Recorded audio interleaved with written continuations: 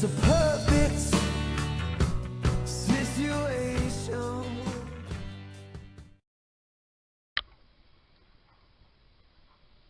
Hi, this is Liz. Welcome to my little urban homestead. Decided what to do to the tea. Oh, in case you're wondering what the hissing noise is, I've just finished some canning. Put the canner over there. It's now cooling down. I have to stay with it in the kitchen. I don't want to leave it alone, and I've decided to do tea. I've decided what to do, and then I thought, oh, let's just do a bit more of it and can load.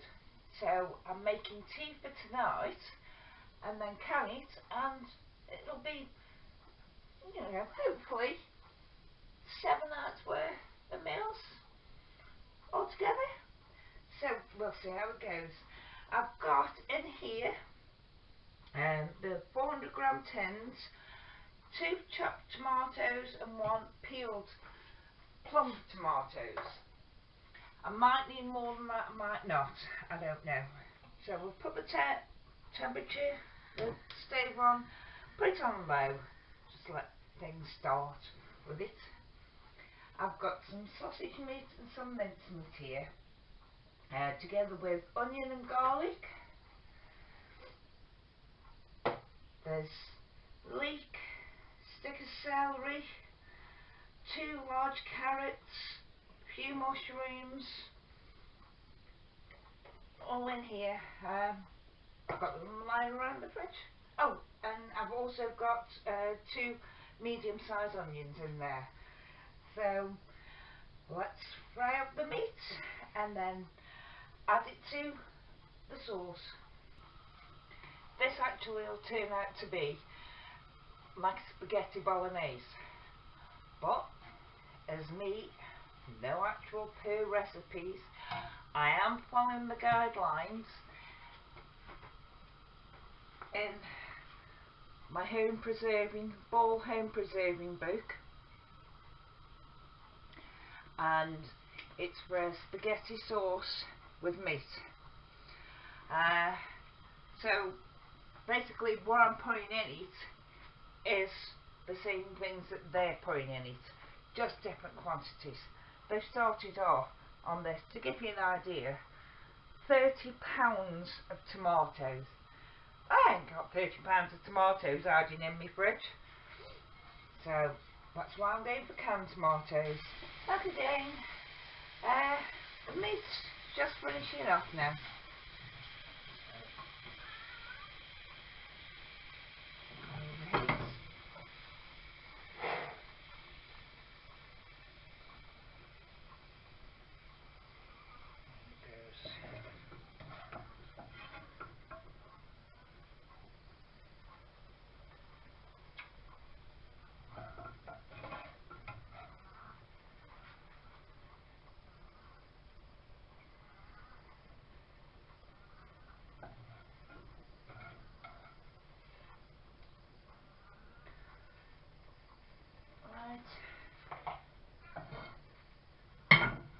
Put more olive oil in there.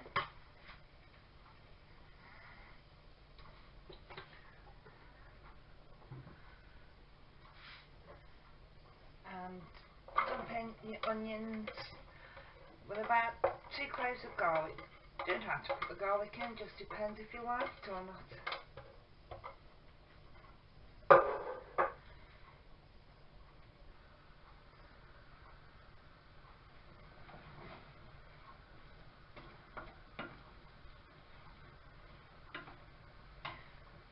And just do that slowly until it goes translucent.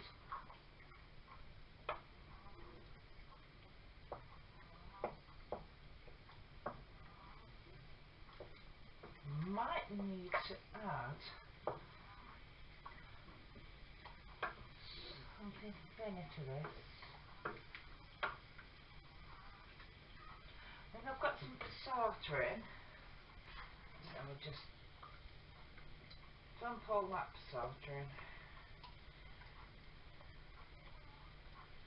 That should help to thin it out. If it needs thinning out some more, I'll put some water in.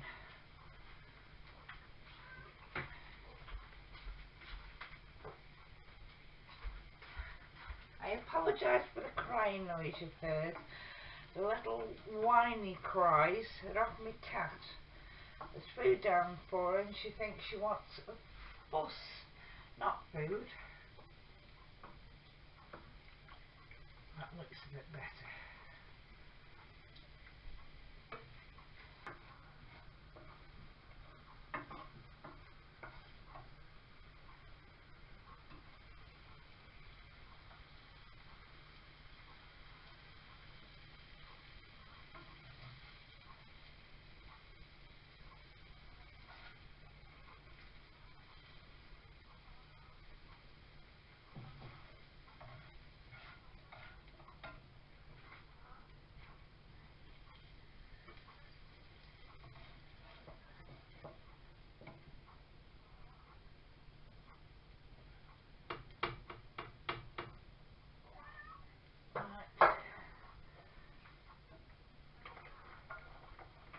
And a batch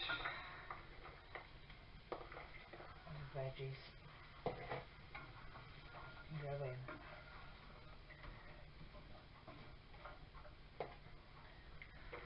The rest of them can go in.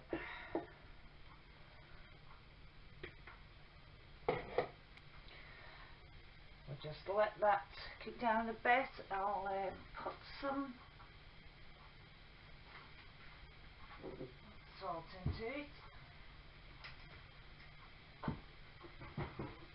Because there's quite a bit in there, just half teaspoon. Yeah.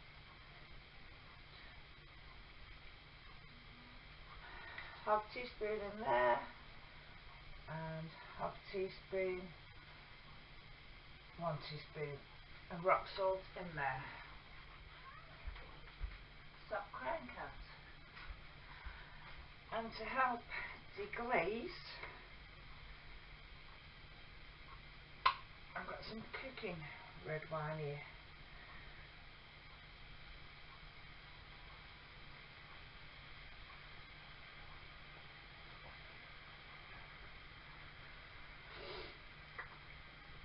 That'll do for the time being. Right, the veggies have had enough time now, so in they go.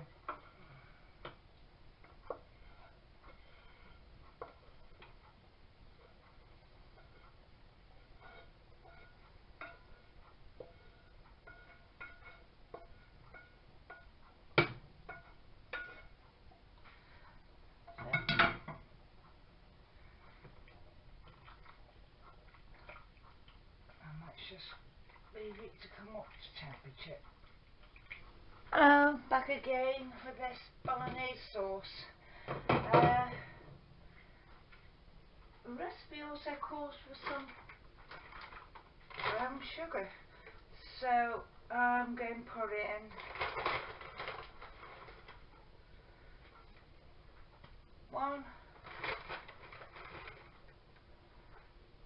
2 tablespoons of brown sugar and see how that goes. Give it a stir.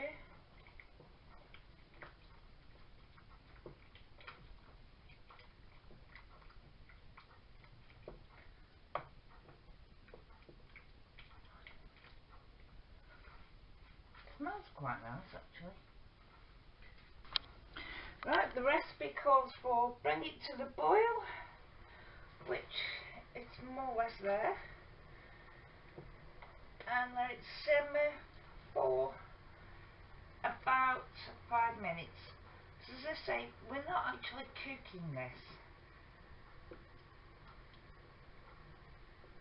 And if you want a thinner sauce, it says add some water, and I think I might do just that.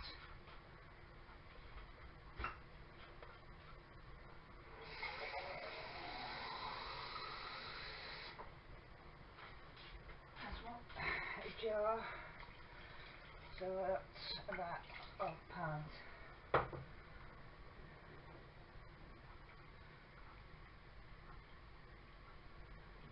think that's a lot better. Hello everyone, back again. My towel lids have been scalded and they're now just sitting, waiting, because I'm going to use them up first. And let's get a warm jar out.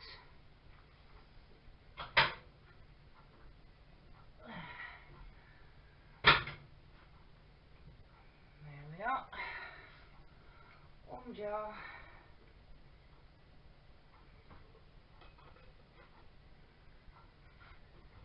Ooh, very warm jar. As we normally do.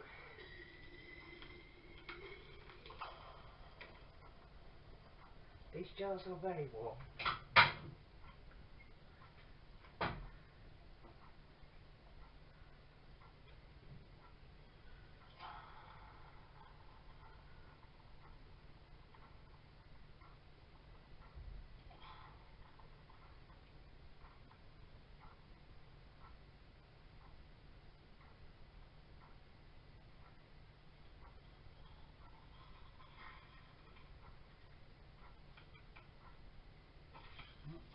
I think that's a bit too much.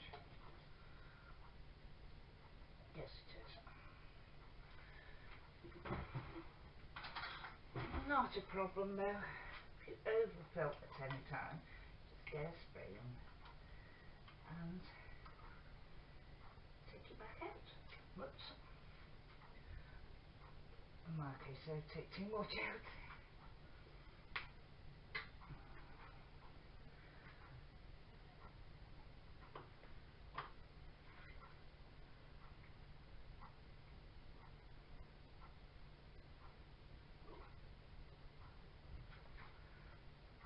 Alright.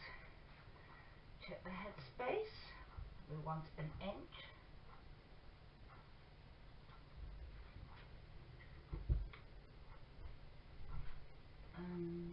Oh, just fractionally under.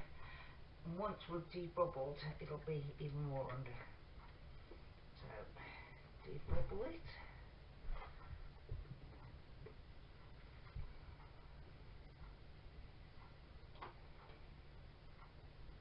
I think I might put a little bit of water in to help thin it down, because it is still very thick. I think that's the required headspace. Yep. So, as we did earlier, that we've done on other ones, wipe around the edge. Careful, because this is quite hot. You want to make sure it's a good, and be a good seal.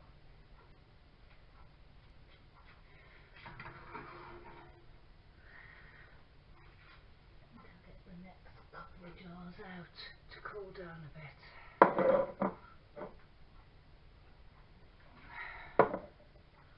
So we're far too hot.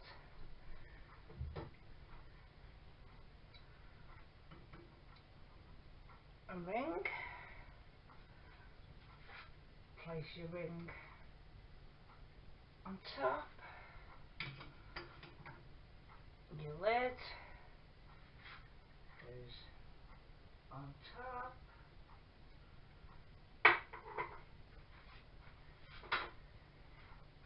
Get your ring. And oh, I'm going to need a cloth to hold it with, because it is quite warm.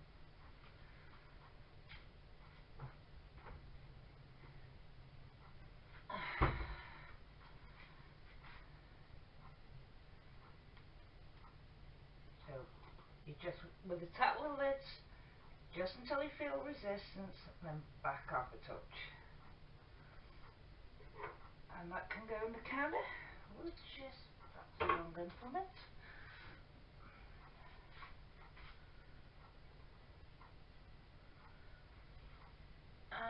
and goes my canner.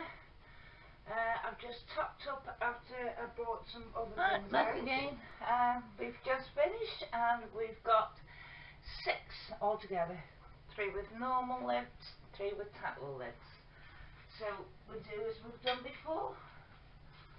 Get the lid, line it up,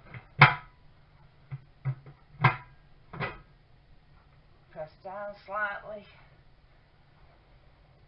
and push it together, and turn the heat up and wait until we have a steady stream of steam coming from the vent. So when that happens, I'll get back to you. I just thought I'd show you. There is enough to do another can, but as I said, this is what we're having for tea. So I shall just put it on the hob, let it cook down, and we will have it for tea. Hello, it's now been venting the stream for a minute or so. So we'll let it go for 10 minutes.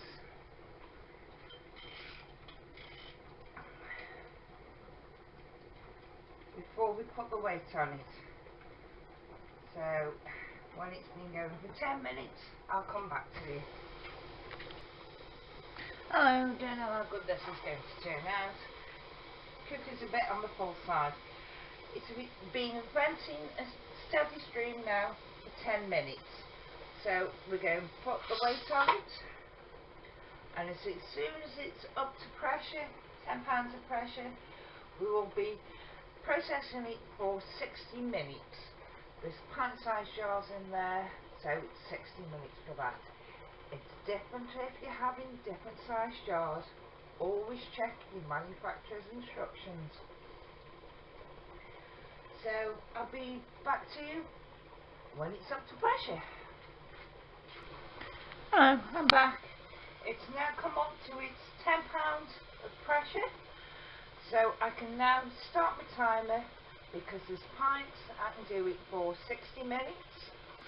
Just served some up for me and the other half, and it's absolutely gorgeous. So I had to show you what it's like. Really is nice. So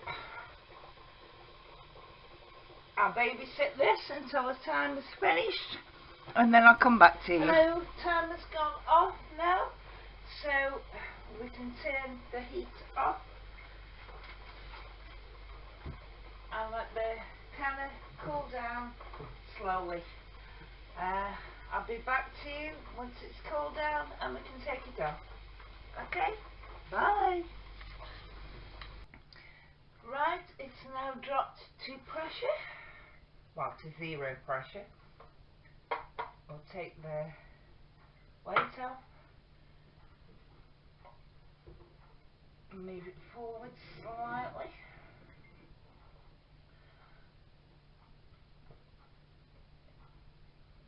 The lock has dropped as well, so that's another sign that there's no pressure in there.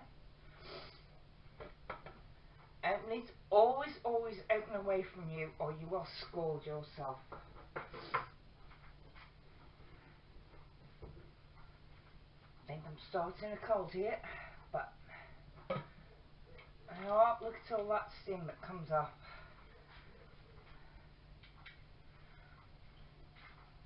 Right, let's give that a couple of minutes. Right, I've repositioned you now, and we'll get one out. Put it over my face. We'll get the tattle one sorted out first. One of these have just popped. One of the metal lids have popped. There's the tattle one. Rub the bottom of the jar and tighten. Next one. If it works out with these tattle lids, give me a good seal, they're going to be worth the extra money, because apparently these will last you about 10 years, and that's a lot of canning. A lot of canning. So they're going to pay for themselves. If you think about the amount of jar lids you use, or you could potentially use. I've only been doing this for a year, and I've had to buy several lids, and I've already spent more than the price of one box of tap lids, and I could reuse them. So I hope you can see that alright. But thanks for watching. That's today's. Oh, let's see if I can take you off. Right, today's is what we've just done is a spaghetti sauce, and there's 6 of those. Well, bolognase sauce, isn't it? Not spaghetti sauce. Hi. It's the next day, and I'm having a look how they've gone, because they're completely cool now. I've got to take the bands off, test the seals, and wash the jars, and then label them and mark what's in there and the date it was done. So that's what I'm going to do now.